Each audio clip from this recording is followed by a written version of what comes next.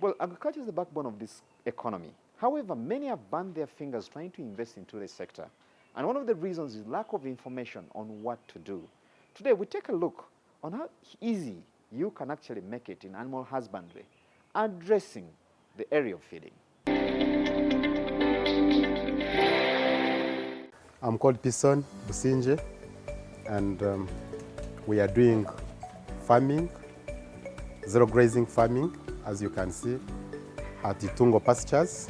It's our farm, located in Wakiso town on Hoima Road. Basically what we do here, we do agro-farming, agro-tourism. We do zero grazing, as you can see. We do pasture establishment. We do, we show people how to make hay. We show people how to make silage. And we stop from there. We don't stop from there. We have machines, both for motorized and manual. Then we also teach people who would want to join bull fattening, or who would want to join dairy farming, not even cows only, but also goats, as you're going to see. And we also teach people how to establish pastures and rear goats, cows, dairy in a small acreage of land. Honestly speaking, this is not a charity. We also get profit out of it. So number one is we are employed here. It's where we get our money that is sustaining us. That is the number. But number two, we wanted really to start this thing to show that even those people who don't have land, but they may wish to start something like small, they would have where to start. Actually, we're going to go to demos, the pasture demos. We're going to show different kind of pasture and what does it. Is it for hay? Is it for silage? Yes. Like for example, where we are now, this is Bracaria Mulato. Bracaria Mulato 2. It's one of the good pasture for both animals, cattle, goats, rabbits, and all that. This one is good for hay. For those people who might not know hay, it's the dry grass. So very good pasture, high protein content, good for, this brand here, it's drought resistant. You can have it, and in 1 acre you can get over 200 bales of hay. It takes only 3 months. Only 3 months, you're good to go. You can get seeds, splits here, I mean, you get this one and then you cut, then after you scoop. What you scoop is what called a split. Yes. So for those farmers outside there who would wish to have their goats looking well, cows looking well, for fattening, this is good to go. As you can see, very succulent, very good. I wish like eating it, high regrowth. You cut, the first time it's first 3 months, then subsequent 2 months, 2 months, 2 months. But remember, you have to keep putting fertilizer. You put fertilizer and it grows back. This is called Cross Guyana. It's like, maybe you can see them as, maybe it's like obro, millet. It's a very good for hay. Cows like it, goats like it, rabbits like them. It is so good for hay. The good thing with this one, it's more of drought tolerant. Very high dry matter content, very high regrowth, and they can do very good hay with, of course, drought resistant. So we've got the seeds here, we've got everything. We can teach farmers how to bale using hand, how to cut, how to establish it. We have that kind of knowledge. Farmers, they will benefit more if they plant this kind of pasture. Most of these grasses here, it takes 3 months. 3 months, 4 months. 3 months in Uganda here because we have too much rain. Then like 4 months in areas where they have short rains. But mostly it's 3 months you'll be harvesting them. And they can see here, fodder yield 10 tons, dry matter content, protein content 12 to 16, seed yield 400. For those people who are interested in seeds, people can make money using this before you think of grazing cows. You can bale this, as they have told you, 10 tons dry matter content, 10 tons per hectare dry matter content. So you can bale and sell hay you can sell seeds. A kilo is 30,000. And seeds, these are the seeds. You cut them, you dry them, and you pack.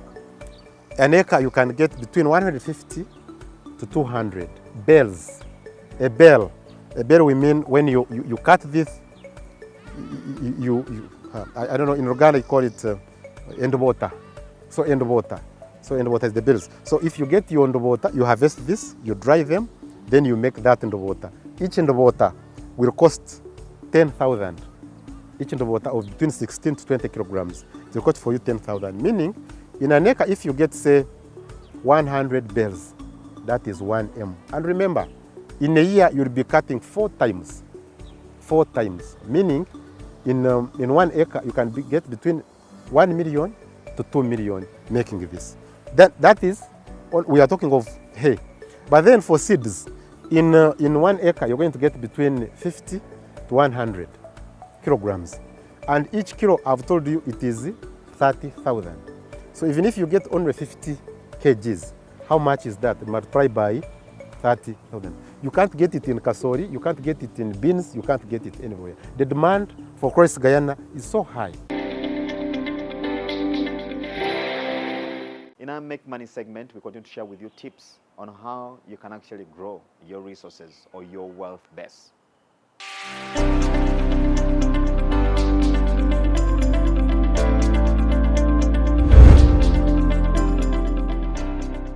In big leather goods, we make leather products, where we make shoes, handbags, belts, sandals. When I was starting, most of the machines I was renting, I had like 50,000.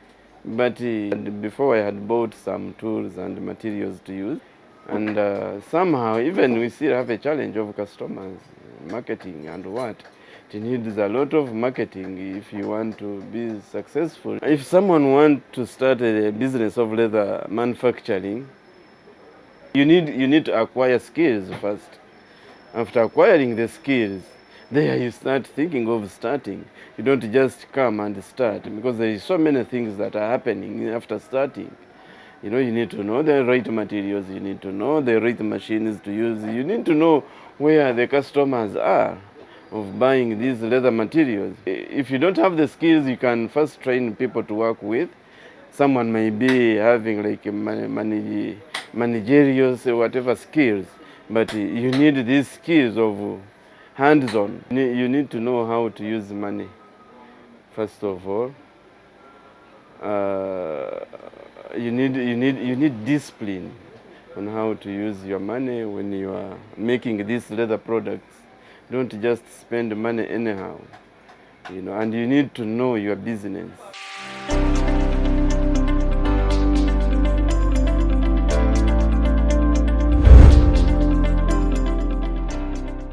Now, gaming is big business globally, and today we're seeing a number of young Ugandans that are trying to come into that space, innovating for that particular subsector. Take a look.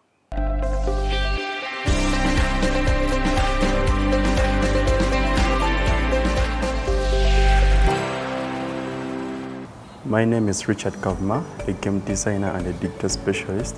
I'm here to present to you one of the educational games that I designed with my team, a game designed to enhance the learning efficiency of primary children, mainly in mathematics. Keeping the fact that mathematics is the worst done subject by children, me and team we thought of an idea that can help these children take interest in learning mathematics.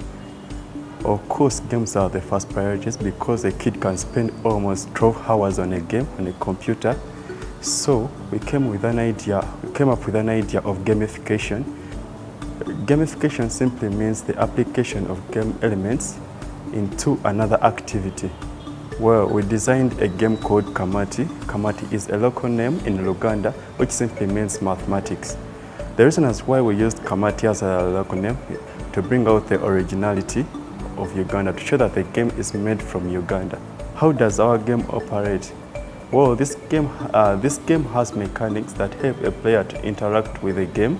For example, using a spacebar on a computer to make the character jump, using a control shift to make the character maybe climb a wall, get a rope, something, or maybe do any other activity in the game. Beyond game mechanics, there are some other game elements that we use to infuse the learning experience in the game. For example, we have interface responsiveness, whereby a screen pops up on the interface and maybe gives an assignment to the player.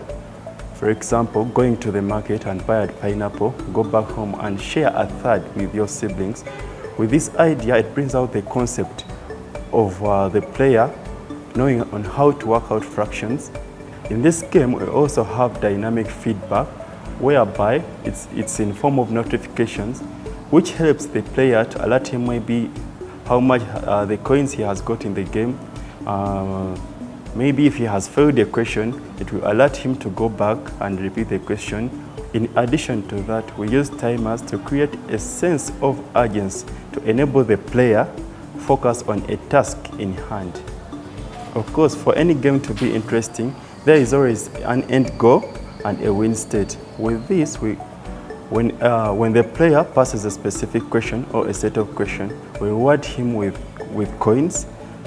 Besides being an e-learning platform, we promoted our content here in Uganda, unlike other games like Vice City, which promote content of the USA, like luxurious cities like Las Vegas.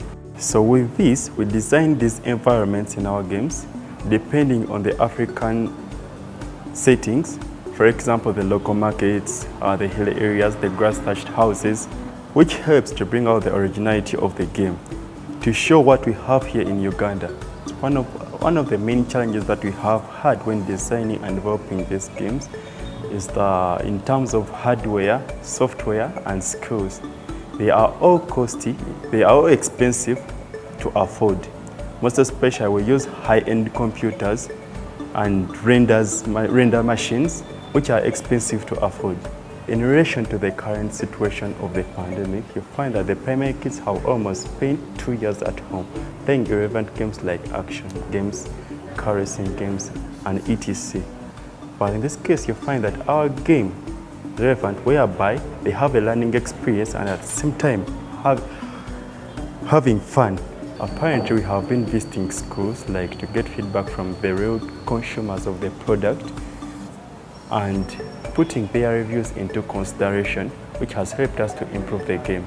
And after putting all those considerations into the game, we shall be able to share it on Google Play Store, Apple Store, and our website.